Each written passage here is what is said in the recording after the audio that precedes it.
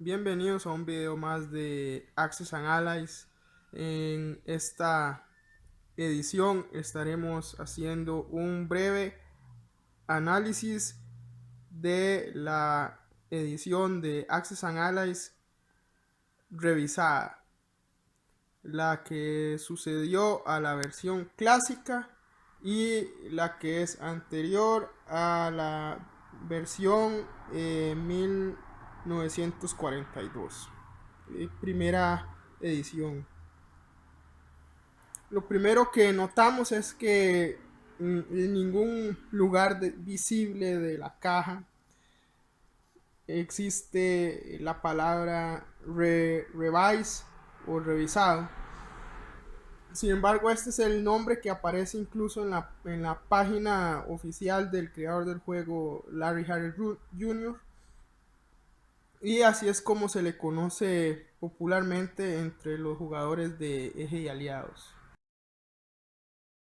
La principal diferencia con respecto a su predecesor, la versión clásica, segunda edición, es un mapa rediseñado, un poco más grande, tiene nuevos territorios y en esta versión se introducen por primera vez la unidad del destructor y la unidad de la artillería. A muchos no les gusta el diseño del mapa, yo lo hallo bonito. Los bordes de los continentes no son lo más preciso posible, pero el mapa, en mi opinión, no se ve estéticamente desagradable. Esta edición trae un montón de ayudas extra para los jugadores, grandes, visibles, detalladas. Incluye además, así es, marcadores de gasolina para los aviones o de puntos de movimiento. Incluye además tarjetas de ejército. Estas tarjetas de ejército consisten en que, por ejemplo, si un área, como pasa en Gibraltar, a veces se llena de unidades y no caben, lo que procede es colocar el marcador correspondiente a la tarjeta y poner todas las unidades en la tarjeta correspondiente. En este caso se distingue que la segunda reimpresión es en donde Alemania cambia de color gris a color negro. Los soviéticos siguen siendo del mismo color, solamente que en este caso yo, para distinguirlos en los otros juegos con Italia, los he decidido pintar de un rojo rubí. Los japoneses cambian su color al color anaranjado calabaza, pero en este caso yo los decidí pintar. Las fichas para contar soldados cambian de color blanco a color gris, y las fichas para contar soldados rojas, que significan 5 unidades, sigue manteniéndose del mismo color. Estas fichas siguen siendo compatibles con la de la versión clásica. Sin embargo, estas fichas no son compatibles con las versiones posteriores, siendo que estas fichas son de un diámetro más pequeño. También se siguen conservando tanto el diseño de la fábrica o complejo industrial y la antiaérea. En este caso, para evitar confusiones, yo he cambiado las antiaéreas genéricas por las antiaéreas que vienen en las versiones de 1940, y obviamente sigo empleando las reglas que vienen en el juego. Simplemente cuando son controladas por el enemigo,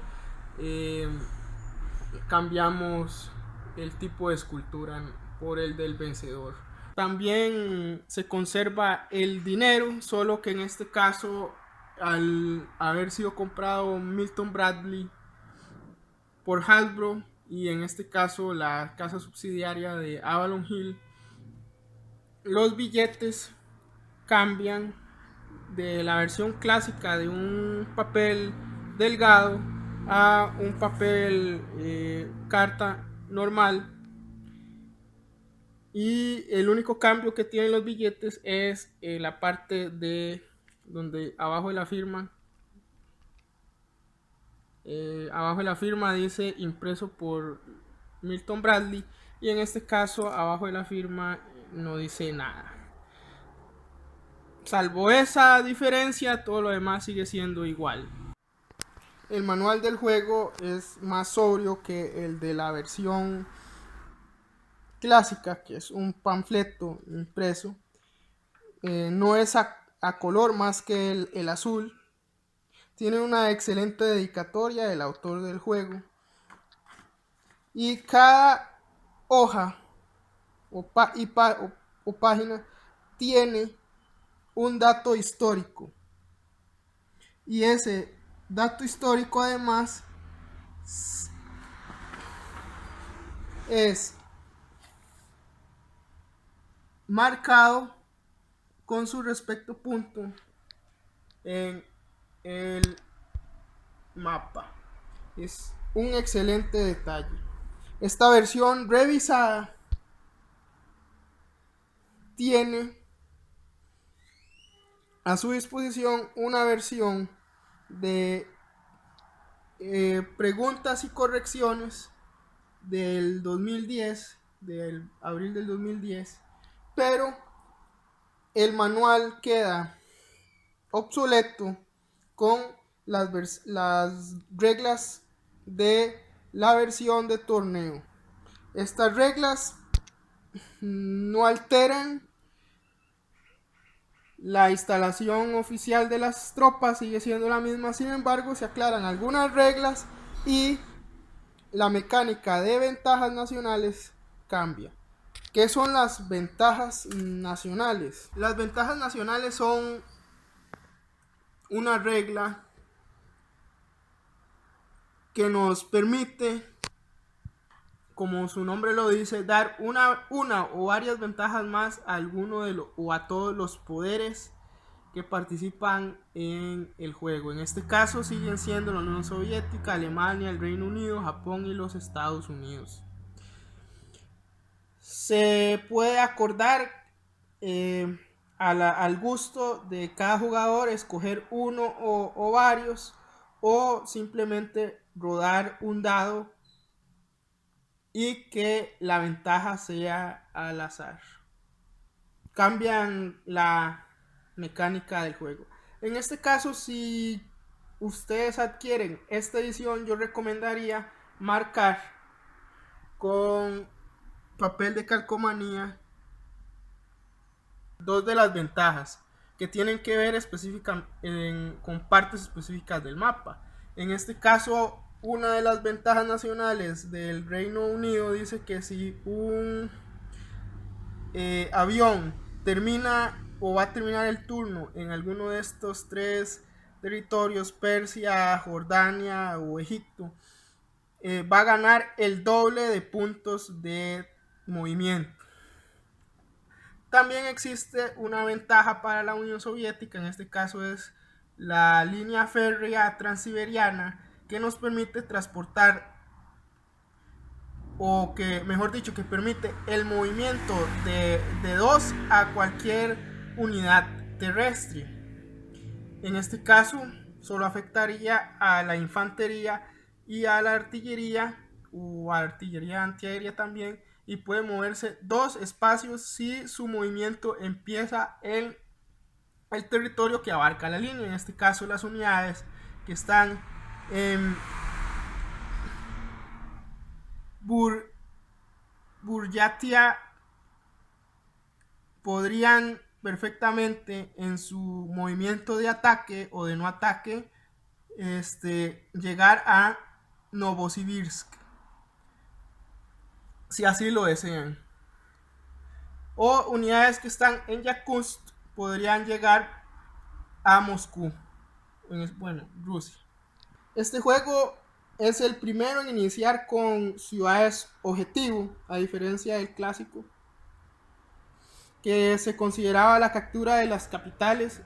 En este caso se puede jugar con varios modos de victoria. Las reglas nuevas o de torneo añaden un tipo de victoria más. En este caso, las que están en juego actualmente, que se pueden escoger oficialmente, serían una victoria menor de 8 ciudades por un juego corto, una victoria moderada de 9, una victoria mayor de 10 o una victoria total de 12.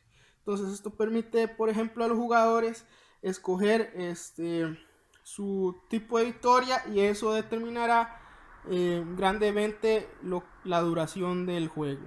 Como vemos, esta versión incluye un montón de piezas y ayudas a los jugadores, cosa que no se verá hasta la versión de aniversario o las versiones de 1940.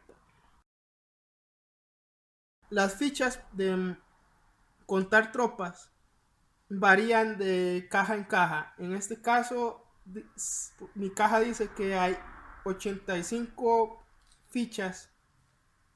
Sin embargo, yo tengo 87 fichas grises, que significan 1, y 10 fichas rojas. Entonces, al igual que la versión clásica, las fichas no necesariamente son las que dice en la caja. A veces pueden venir más o menos, y no importa si es usada o, como en este caso, con poco uso. Eso ha sido todo por hoy. Una pequeña introducción a este título que ya no está en impresión, Eje y Aliados, edición revisada. Si tienen alguna pregunta o quieren saber o que se explique alguna de las reglas específicas para esta versión, estaré explicándolas con las últimas reglas, que son las de la versión de para torneos, si así lo desean.